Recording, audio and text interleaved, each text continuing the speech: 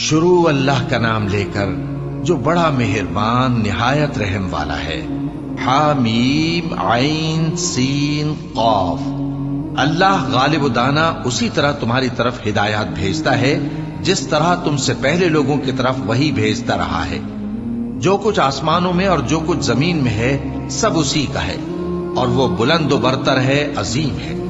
قریب ہے کہ آسمان اوپر سے پھٹ پڑیں اور فرشتے اپنے پروردگار کی تعریف کے ساتھ اس کی تسبیح کرتے رہتے، اور جو لوگ زمین میں ہیں ان کے لیے معافی مانگتے رہتے ہیں۔ سن رکھو کہ اللہ بخشنے والا مہربان ہے، اور جن لوگوں نے اس کے سوا کارساز بنا رکھے ہیں اللہ ان پر نگراں ہے، اور تم ان پر داروغہ نہیں ہو۔ اور اسی طرح ہم نے تمہارے پاس قرآن عربی بھیجا ہے تاکہ تم اس مرکزی شہر یعنی مکے کے رہنے والوں کو اور جو لوگ اس کے ارد گرد رہتے ہیں ان کو خبردار کرو، اور انہیں قیامت کے دن کا بھی جس میں کچھ شک نہیں خوف دلاؤ۔ اس روز ایک فریق بہشت میں جائے گا اور ایک فریق دوزخ میں، اور اگر اللہ چاہتا تو ان کو یعنی تمام انسانوں کو ایک ہی جماعت کر دیتا، لیکن وہ جس کو چاہتا ہے اپنی رحمت میں داخل کر لیتا ہے، اور ظالموں کا نہ کوئی یار ہوگا اور نہ کوئی مددگار۔